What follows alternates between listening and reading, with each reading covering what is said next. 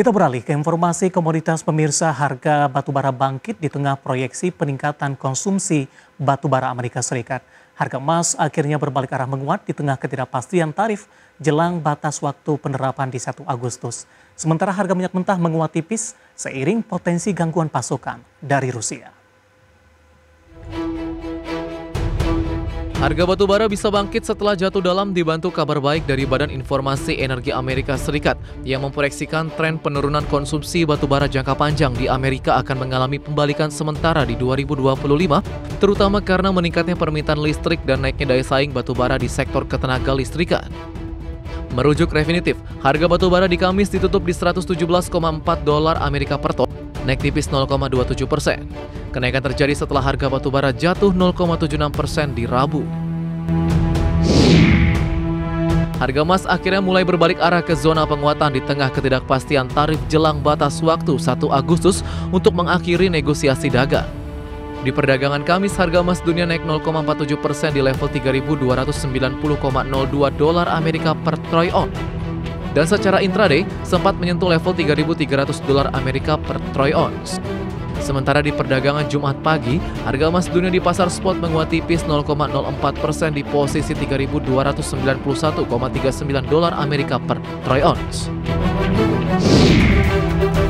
Harga minyak dunia terkoreksi tipis di perdagangan Jumat pagi di tengah tarik-menarik antara kekhawatiran pelemahan permintaan akibat tarif baru Amerika Serikat dan potensi gangguan pasokan dari Rusia. Mengacu data Refinitiv pukul 9.35 waktu Indonesia Barat, harga minyak Brent di $71,62 Amerika per barel, turun dari hari sebelumnya di $72,53 Amerika per barel. Sementara minyak WTI Amerika Serikat ikut melemah $69,17 Amerika per barel dari hari sebelumnya di $69,26 Amerika per barel. Berbagai sumber IDX Channel. Dan seperti apa update terkini pergerakan harga sejumlah komoditas yang berhasil dihimpun oleh tim redaksi kami sampai dengan sore hari ini waktu Indonesia Barat, di mana minyak WTI melemah di 0,14% di level $69,16 Amerika per barrel. Nikel melemah di 0,13% di level $14.905 Amerika per metric ton. Emas melemah di 0,15% di level $3.343 Amerika per troy ounce. Sementara CPO menguat tipis di 0,09% di level Rp4.234 Malaysia per tonnya. Kita beralih ke informasi indikator perdagangan lainnya pemirsa, di mana nilai tukar rupiah cenderung bergerak melemah dengan menembus level 16.500-an per dolar Amerika Serikat jelang libur akhir pekan. Dikutip data Tarteh hingga perdagangan Jumat siang tadi, rupiah melemah tipis di 0,04% di level 16.476 per dolar Amerika Serikat. Sebelumnya rupiah dibuka melemah di 0,36% di level 16.515 per dolar Amerika, atau ini merupakan level terendah sejak Mei 2025. Rupiah melemah di tengah indeks dolar Amerika Serikat menguat di 0,15% di level 100,11 sekaligus menandai level terkuatnya sejak 30 Mei 2025. Sementara dari sisi eksternal, indeks dolar Amerika sudah menguat dalam 6 hari beruntun, mencerminkan tingginya permintaan terhadap dolar Amerika. Pergerakan rupiah juga dibebani sentimen negatif dari aktivitas sektor manufaktur Indonesia yang kembali terkontraksi di Juli 2025 di 49,2 meskipun posisinya lebih baik jika dibandingkan dengan bulan sebelumnya. Langsung saja kita akan update seperti apa pergerakan nilai tukar rupiah terhadap sejumlah mata uang utama berikut ini.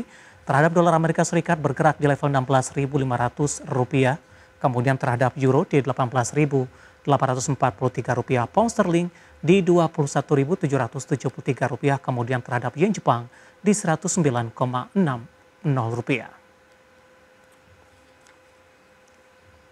Dan selanjutnya mari kita coba simak beberapa sentimen yang berkembang di sepanjang perdagangan hari ini yang diproyeksikan akan mempengaruhi pergerakan indeks harga saham gabungan, baik dari domestik maupun internasional. Dan informasinya apa saja? Mari kita simak rangkumannya berikut ini.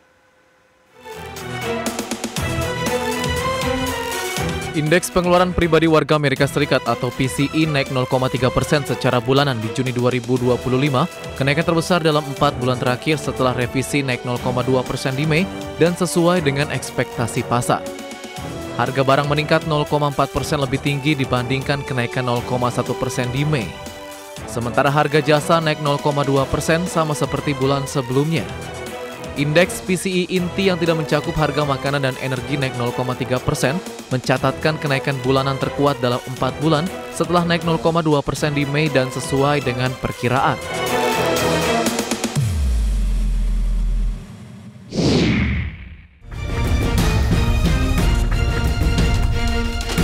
Presiden Amerika Serikat Donald Trump menyatakan akan memberlakukan tarif sebesar 35% terhadap sejumlah produk impor dari Kanada, menyusul kegagalan perundingan dagang antara kedua negara.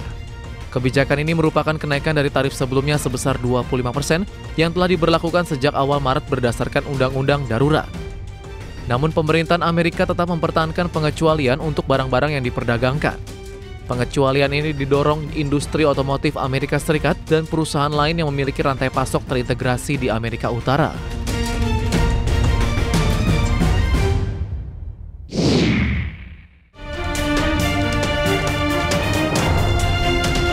Dari dalam negeri, aktivitas sektor manufaktur Indonesia masih berada di zona kontraksi meskipun menunjukkan perbaikan dari bulan sebelumnya.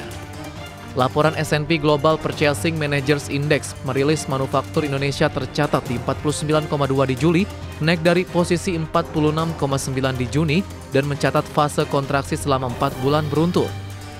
Ekonom S&P Global Market Intelligence Usamah Bati menyebutkan penurunan output dan permintaan baru masih berlanjut meski tidak sedalam bulan sebelumnya.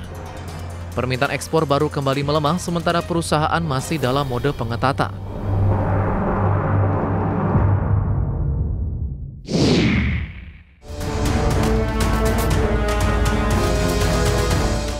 Sementara itu, Badan Pusat Statistik mengumumkan inflasi Juli 2025 sebesar 0,30% secara bulanan dan 2,37% secara tahunan.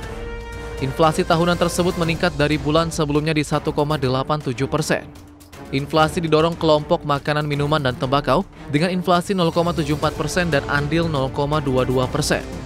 Tarif air minum pump, nasi dengan lauk, dan bahan bakar rumah tangga dengan inflasi 1,65% secara tahunan dan andil 1,08% secara tahunan terhadap total inflasi.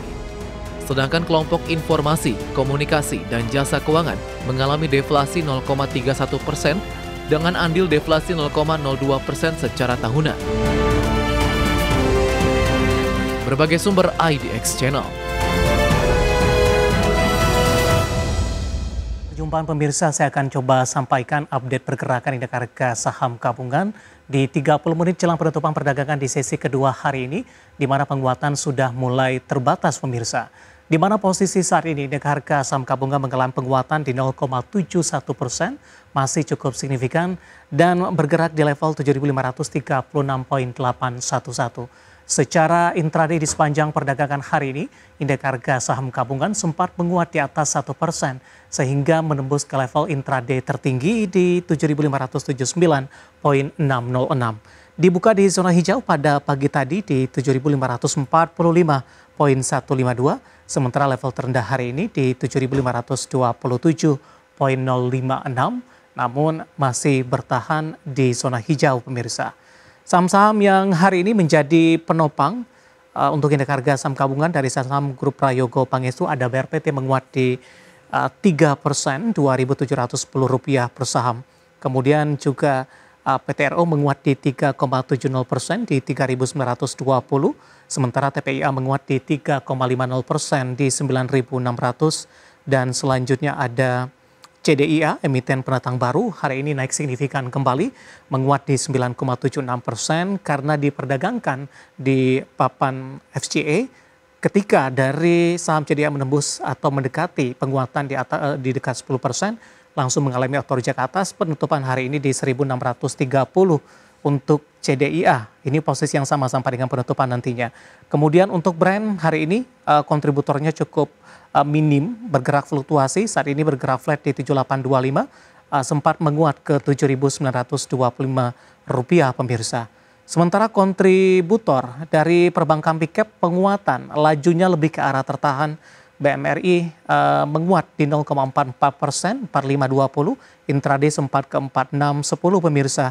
BBCA juga mulai terbatas penguatannya di 8325, hari ini sempat ke 8425. BBRI Penguatannya juga sudah mulai terbatas di 1,08%. Intraday hari ini sempat menguat di 1,35% di 3760. Telkom masih melaju kencang pemirsa, menguat di atas 3% di 2960. Kemudian dari posisi saham-saham lainnya ada Unilever, hari ini masih melaju di 3% 1765, usai rilis kinerja ada perbaikan dan akan melakukan buyback 2 triliun rupiah. Saham-saham perang baku hari ini juga mencoba berbalik menguat. Setelah mengalami koreksi cukup dalam sebelumnya, Antam menguat di 1,40% di 2810. Kemudian juga BRMS hari ini juga menguat di 2,79%, 442. GoTo tertekan di 1,54% setelah menembus ke level intraday hari ini di Rp67 per saham. Tampaknya level tertinggi dalam 1 bulan terakhir. Sementara pemberat datang lainnya dari Cuan, Grup Prayogo tidak ikut euforia, melemah di 0,33% di 15.30. Era pasca rilis kinerja koreksi 6% hari ini di Rp454 per sahamnya. Updatean pergerakan indeks harga saham gabungan di 30 menit jelang penutupan perdagangan di sesi kedua dan semoga bisa menjadi salah satu referensi untuk Anda.